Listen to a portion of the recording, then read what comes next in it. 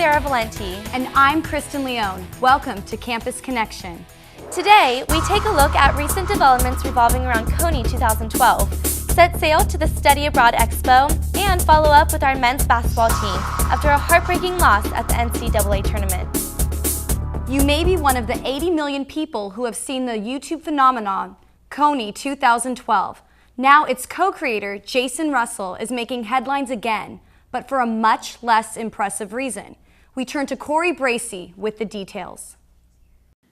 Jason Russell, one of the co-creators of the CONY 2012 video produced by Invisible Children, was briefly detained by police and hospitalized after witnesses saw him running through the streets of San Diego in his underwear, screaming and banging his fist on the pavement. The meltdown occurred around 11:30 a.m. last Thursday. They're gonna come tackle him with a Oh my God. Invisible Children's chief executive, Ben Kesey, released a statement saying Russell was hospitalized for exhaustion, dehydration, and malnutrition. The incident comes off of the recent media frenzy surrounding their 29-minute CONY 2012 video. In a little over 2 weeks, the video has been viewed more than 80 million times. It focuses on a notorious Ugandan warlord named Joseph Kony. The nonprofit Invisible Children charity and its two leaders, Jason Russell and Ben Kesey, have been under intense scrutiny since the March 5th release of CONY 2012 on YouTube. While several students are in support of the CONY 2012 movement, others are more skeptical, like Cal State Long Beach senior Sam Working, who questions the movement's simplistic approach to a complex issue. Thing of like buying like a $30 starter kit to solve the problem of like child soldiers wars in Africa is a little simplistic, especially since it's all a campaign geared towards revenge. I mean, if they really wanted to help, they could go in and build schools and infrastructure and internet and work on making people's lives better rather than just trying to capture a guy that did something. I mean, if you bring him to justice, it'll bring just about that. It'll make his life worse. It's not going to make anyone else's life better. Cal State Long Beach alum Colin Jacobs believes we should be focusing on issues closer to home. My whole thing the whole time has been we need to focus on helping American citizens before we help others, and I think it's weird that people our age care more about people in other countries rather than people in our own country. All of this raises the question, will the CONY 2012 movement be affected by Jason Russell's recent public display of erratic and bizarre behavior? Can't judge a whole organization just off one guy having a bad day, so I think that if you were in support of it before that, I mean, it shouldn't really change your opinion. Reporting for Campus Connection, Corey Bracey. Earlier this month, supporters of Invisible Children packed the Beach Auditorium for a first-hand look at the film that made Russell famous. Kristen Strange has the story. In early March, there wasn't one open seat at the Beach Auditorium. CONY 2012 came to CSULB. The tour, hosted by Invisible Children, presented a film to bring awareness to the issues of the LRA, a child militia in Africa, and even included a speech from a student from Uganda. All my life I've been living in a fear of being killed, abducted, and turned into child soldiers. We had representatives from the national organization come, and also a student from Uganda that came did a Q&A and talked about his experiences growing up in that area. Invisible Children is a movement seeking to end the conflict in Africa and stop the abduction of children for the use of child soldiers. Who are you to end a war? I'm here to tell you, who are you not to? Our goal is to spread awareness, try to stop it, raise money for things like one thing Invisible Children is doing now is the protection plan. So it's building radio towers in like the different cities, and so they can warn when the rebels are coming, so they can basically all the children can leave that area. Joseph Kony is the leader of the LRA, or Lord's Resistance Army. According to the film, Kony brainwashes the children of his army to kill their parents and mutilate people's faces. While the boys are used as an army, the girls are used as sex slaves. This year, in the CONY 2012 tour, Invisible Children's goal is to make CONY famous by putting posters everywhere they can. The organization is also hoping to get support from powerful celebrities and politicians to help spread their message and stop CONY for good.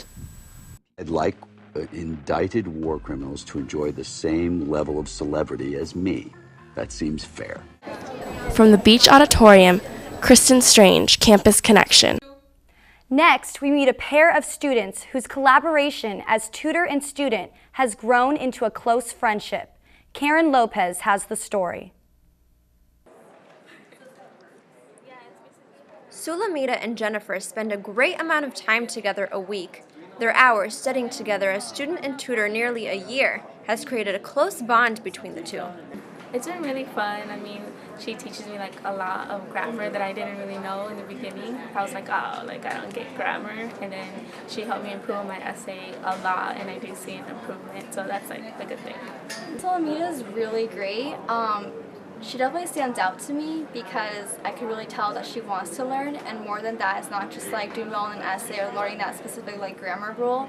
I love how like if she doesn't understand it, she'll tell me like, no, I don't get it. Can you like try it again, or can you explain it to me differently? Like I can really see that she's really like wanting to learn the material, and that's really great to see. Thanks to the Learning Assistance Center, students are able to work with tutors with help with their homework and preparation for their exams. And then have been already previously? We have different programs on campus that will sponsor students, so they'll refer them over to us for services. And we also have a lot of professors that will tell their students to come here if they need help with the courses that they're taking. For Jennifer, the long hours and commitment is completely worth it, as it is much more than just about tutoring. Some classes are really difficult, so if they need the help and want it, then we're more than willing to help them. Their close friendship proves that it's all about helping a friend. We talk about our family and where we work and what happens there. Our friends on Facebook too. They seem very friendly. They kind of meet up a little bit before their session to talk and just chit-chat because we have a 1-hour tutoring session set up for them, but they try to spend a little bit extra time together, so they'll meet before their session and talk. It's really nice to see that they've bonded and they look like they're friends, but really they work together pretty well in here as well on a professional basis. The close bond between the two students truly demonstrates how programs like this not only help students academically, but outside of the classroom as well. At the Horn Center, Karen Lopez, Campus Connection. We're just getting started here on this edition of Campus Connection. Coming up next, we'll take a look at the Study Abroad Expo. And later, we'll spend time listening to the rhyme of the Poets Lounge. I want to thank everyone for making this day so special. Dad, you've been my inspiration. I love you. I love you too. And Mom, I miss you so much. Type 2 diabetes steals the lives we cherish most, but it can be prevented. Know your risk before it's too late. Stop diabetes. Learn how at checkupamerica.org or talk to your doctor. Welcome back to Campus Connection. CSULB's Poets Lounge showcased HBO's Deaf Poetry and Youth Speaks, Rafael Casal, along with the poetic pieces of students and local Long Beach residents. You tried to break us, you tried to tear us apart, but your will to do so overruled the art. Poets Lounge drew in quite a crowd at the USU building last Thursday evening. Students gathered together on the wide green couches to watch a spectacle of poetic performances put on by the students. Poets Lounge coordinator and performer Chris Soto said he was excited for this event. Poets Lounge's monthly open mic every third Thursday is for the students, by the students, so we just bring in whatever poets from our school, from the community, from the surrounding neighborhood, just everyone's family, everyone's friends comes, they get to read their poems, perform their art. If they write songs, they write music, they could come do that too. It's just a place where everyone could come and express themselves openly. I can hold the door for you like my mother taught me, but I was told by other women I've loved that men have done unforgivable things behind their backs. HBO's young poetic sensation Rafael Casal made an appearance at this particular open mic night as well. I think the more that we can have opportunities for people to share how they feel and how they think and refine that into very efficient writing, so it's concise and clear and it taps into something with the audience, the more of that, the better. Poets Lounge is held every Thursday of the month where students, faculty, and members of the community are invited to freely express themselves on stage. It was just a good environment and it was really fun. The 5th annual Study Abroad Expo was held at the Maxim Plaza this month. The event was held to expose students to their options of studying abroad and their opportunity to explore different cultures. The opportunity to study abroad is more realistic than one may think. The Center for International Education in Brotman Hall has a variety of cities and other countries for students to study in, all while working towards earning their degree. There's a lot of misconceptions about study abroad. It's too expensive, I have to know the language, and many of those in part are true, but not all countries. It's true. So we really want students to come into our office. That's one of the reasons the expo exposes them to what's out there. Come into our office, attend a workshop, and check out the actual facts. Pretty much anywhere a student wants to go, we can find them a program to go there. Students interested in studying abroad were exposed to their opportunities of exploring other countries and cultures. I don't know. I just want to get out of America for a little while so I have a better perspective on everything here. So I know the benefits of here versus the benefits of other countries and just the differences and what makes us us. Well, you kind of don't know anything about yourself unless you have something to compare yourself to. So it's good just to know the differences between another country and our country and yourself and other people. An exchange student from Oldenburg, Germany was at the event and expressed his original concerns of the food in America and studying in Southern California. Yeah, well actually before I came here everybody told me it would be just hamburgers and pizzas all the time. So I was worried to become really fat.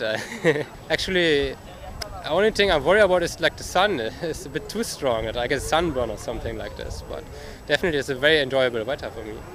He says that he definitely recommends everyone to study abroad. You have to get out of your own society, of your own culture, to get a new viewpoint of the world. It's not, in TV you don't see everything. You have to experience a culture, right, by living in it. Studying abroad, students are able to learn about other cultures firsthand, as well as grow and learn as an individual. These differences show when they return from studying abroad. It's not just that they have different clothes or a different hairstyle. They have confidence, they have poise. They've been able to figure out something, some map in Paris. The world is a pretty small place. I mean, we're all human. We all laugh and cry and eat and sleep. And so I think the advantage that I had living in many different countries, I was a fortunate person to have that, has helped me in my job. But having had the exposure young, I know, makes all the difference later. It will help you get a job. It helped me get my job. ASI elections are up and running. Students can vote online using their CSULB ID. Here's Michael Matthew with more.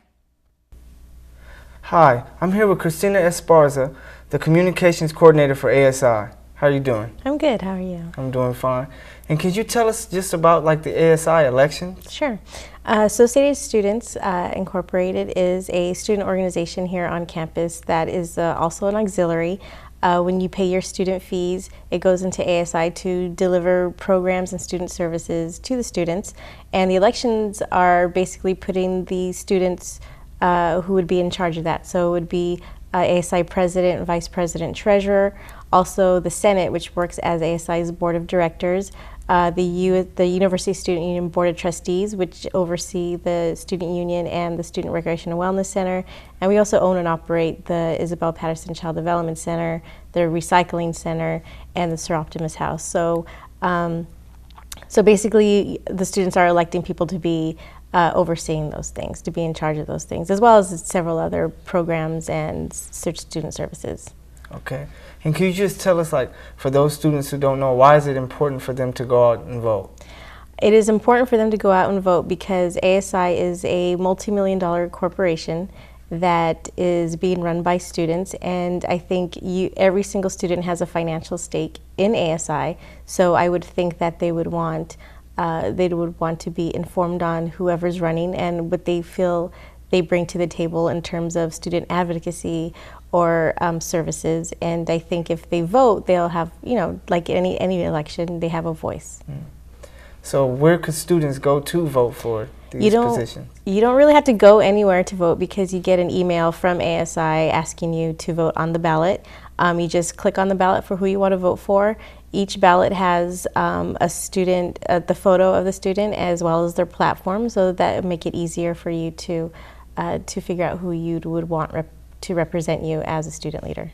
Okay, and like tell me about the positions. Like how could students that want to maybe like join a position, how could they do that? ASI is actually very easy to get involved in. A lot of freshmen start with our beach team, which is kind of an introduction to student government. Others choose to volunteer in on one of our many ways. Like for instance, we have graphic designers, we have TV production, we have a radio station. There's so many ways to get involved in ASI. But if you want to run for office, every semester or every spring, we open it up to students who want to run. They fill out an application. They are then checked to ensure that they're eligible, and then they can run. All right, thank you so much. Back to you. Sports is next on Campus Connection, an in-depth look at the 49ers NCAA basketball experience from Portland and from Long Beach. And later, a look at entertainment. The audience hungers for a certain movie. And Oprah's big interview. International disasters occur frequently. Compared to donated goods, financial donations are the best ways to help disaster victims. Even small cash donations can have a far greater impact. Difficulties in shipping and storing donated goods can sometimes interfere with relief efforts, but relief efforts can purchase exactly what is needed with cash donations. Cash prevents all types of inappropriate giving. Just remember, cash is always best. For more info, go to CIDI.org.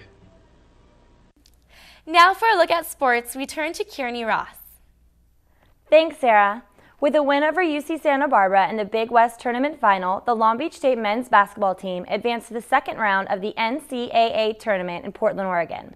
The 49ers battled it out against the 5th seed New Mexico Lobos. Here's a look at what happened at the Rose Garden. It was an NCAA appearance that was short-lived as Casper Ware and the 49ers fell to the New Mexico Lobos 75-68 in Portland on Thursday afternoon. You have the one emotion that 67 teams in a tournament are going to have. You know, you just hate to lose.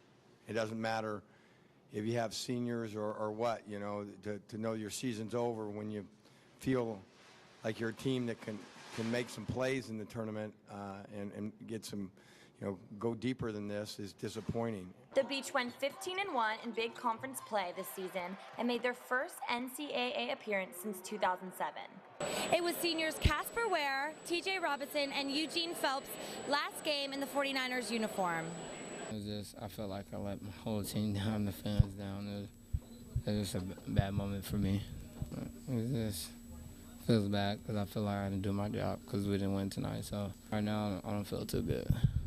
I feel like we're going to make a big run, so it was just basically our defense and boxing out, at least to our offense. I was just trying to, help out the seniors this year, do whatever I had to do to, help them out, and we got here, it was a good season. I feel like we're going to be pretty good next year, so we should be able to bring it back, get back here. In Portland at the Rose Garden Campus Connection. Michael Matthews spent game day at Legends with 49ers fans who experienced the highs and one big low for the men's basketball team.